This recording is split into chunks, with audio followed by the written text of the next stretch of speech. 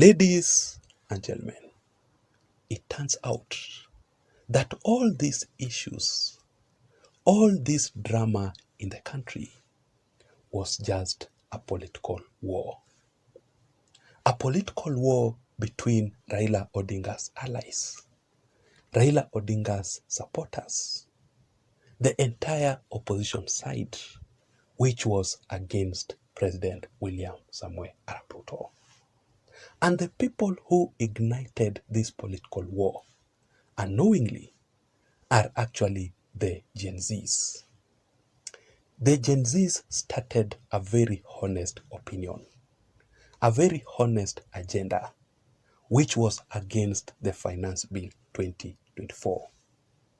Along the way, the Gen Z's honest opinion and agenda to oppose the Finance Bill 2024 was hijacked by the opposition side, by Raila Odinga's supporters and leaders to fight President William Samoei Arap Ruto. But currently, President William Samoei Arap Ruto is winning this battle. Because if you observed very keenly, since the beginning, immediately all these issues about the demonstrations and the Finance Bill 2024 erupted suddenly. It caught President William Ruto unaware. Because honestly speaking, William Ruto had invested heavily in Parliament. Because William Ruto understood, he knew very well that once the Finance Bill 2024 is passed in Parliament, that will be final. After all these issues erupted, the first step that William Ruto made is that he retreated and he re-strategized.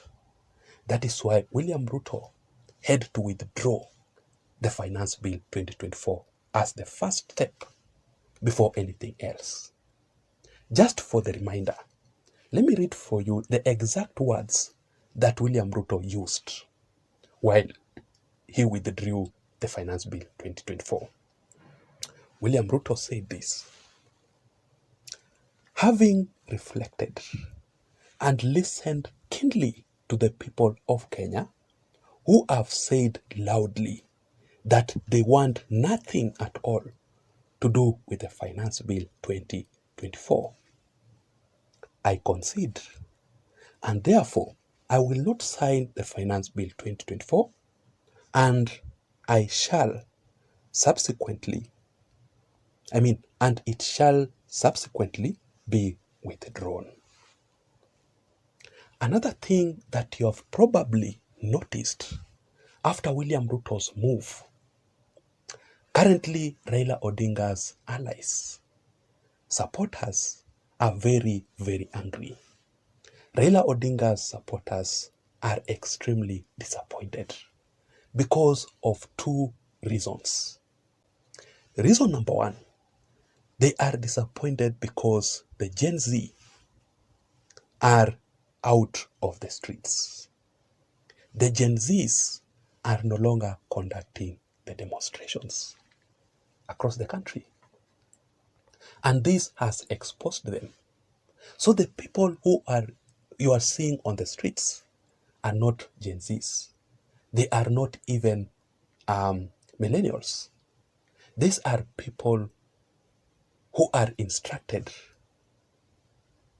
to cause instability in the country, which may lead to civilized coup. These are people who hate President William Ruto. They want to withdraw William Ruto from power. But you know what? They cannot wait until 2024 general elections because they know very well that they will lose. William Ruto will win because they don't have numbers. And that is why they are just saying Ruto must resign, Ruto must go, Zakayo atashuka. Nothing else. And one thing that I noticed about the Finance Bill 2024 and why the Gen Zs were totally against this bill It is because the bill proposed an increase in tax for all the content creators, for all the digital creators at a rate of 15%. Let me read for you this article from the finance bill itself, just to prove this. Expanding the tax base. The bill proposes introduction of holding tax on payments made to digital and content creators at a rate of 15%. Remember, the current rate being paid as tax from the content creators is at 20% for all the non-residents and a 5% for the residents. So increasing a 15% from the 20%, that is a lot of money. And remember, the Gen Zs, majority of them are actually digital creators. They are content creators. And that is why you saw all the artists, the famous artists, you know them one by one. That is why you saw all the musicians, all the comedians in the country, all the YouTubers united, and they participated largely in the first and the second demonstrations, or the Gen Z's demonstrations against the Finance Bill 2024, because they were not happy about it. But it was hijacked by these people. Their peaceful demonstrations was hijacked. Remember, the first and the second, and also the third Gen Z demonstrations was very, very peaceful, and it was conducted in all parts of the country, including William Ruto's strongholds. You saw demonstrations in Kericho, demonstrations in Eldoret, Uasin Gishu, where William Ruto comes from. Very many parts of the Rift Valley region, also in the central or the Mount Kenya region, something that has never happened before. After it was hijacked by Raila Odinga's supporters and leaders, that is why you're currently seeing that the demonstrations are only conducted in Raila Odinga's strongholds. In Mombasa, in Kisii, in Migori, and in Kisumu. Other parts of the country is very, very peaceful. There is no demonstrations.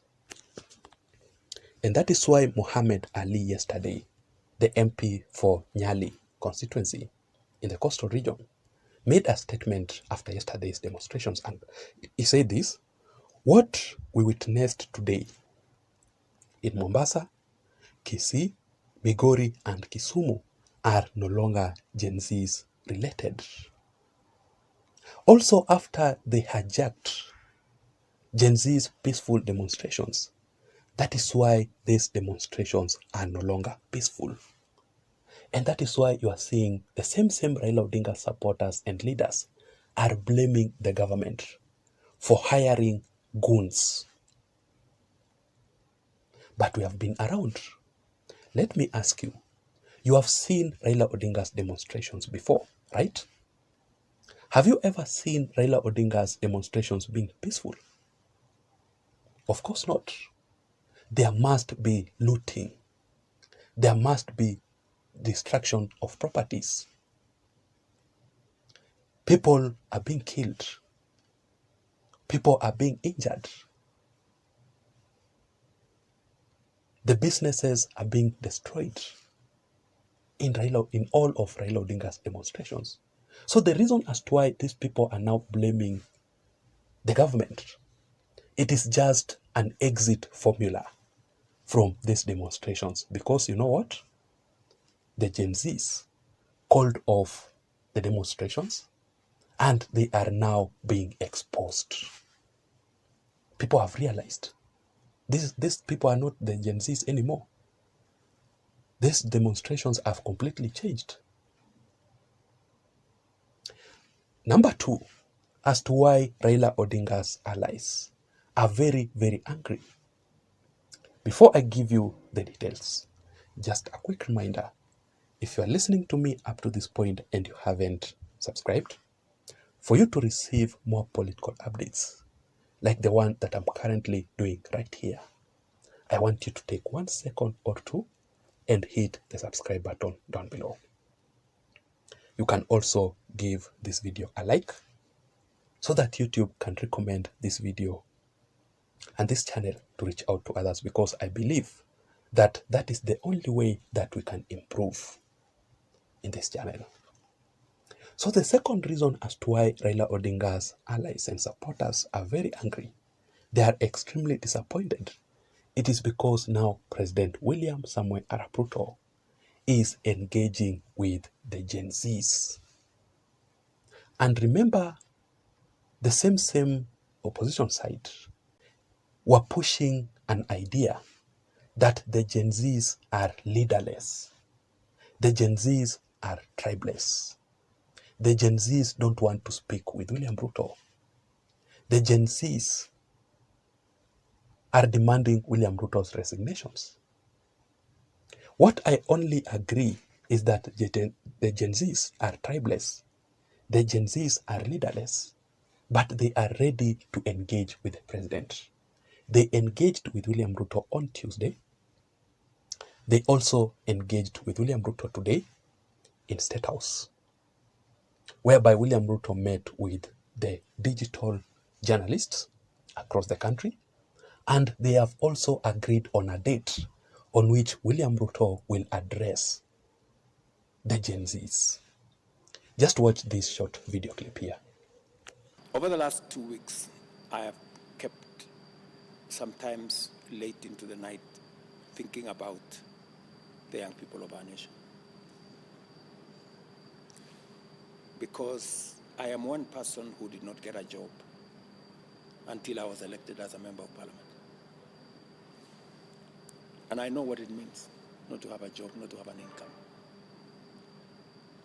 I am willing to put my career on the line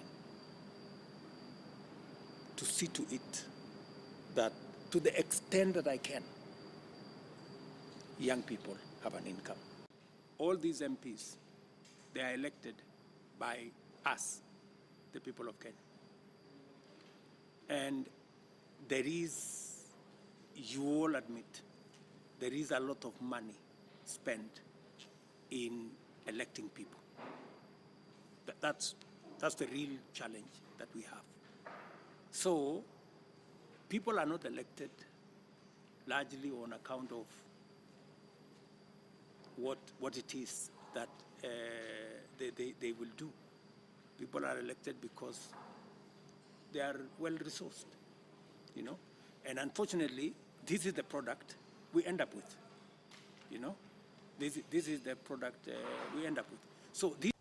So the only reason as to why Raila Odinga's supporters and leaders are very angry about this issue, it is because their agenda to use the Gen Zs for their own political benefits and to fight President William Ruto, all those strategies are being paralyzed completely. William Ruto is winning this game. That is why they are not really comfortable about it. Also, they wanted to remove William Ruto from power using the Gen Zs to cause political instability in the country, so that William Ruto can call for a state of emergency. You know, all these issues are well orchestrated for a certain political agenda, a political objective. But the truth of the matter is that Raila Odinga's supporters, Raila Odinga's leaders are being defeated on this issue. The Gen Zs are very honest. The Gen Zs know very well what they want. They are very categorical. They are very strategic. And they cannot allow to be used for political gains. I don't know what you think. I would also want to know your thoughts. I would also want to know your opinions concerning this matter in the comment section down below. What exactly can you say about the Gen Zs, the opposition, and President William Ruto on this matter? Because I see the end game, that it will be very, very soon. And I made it very clear here that all this will not last for too long. The Gen Z's issues are being sorted out. Please don't forget to subscribe to this channel for more political updates. Remember, my name is Jason. Thank you so much. Bye-bye. And have a good night ahead. See you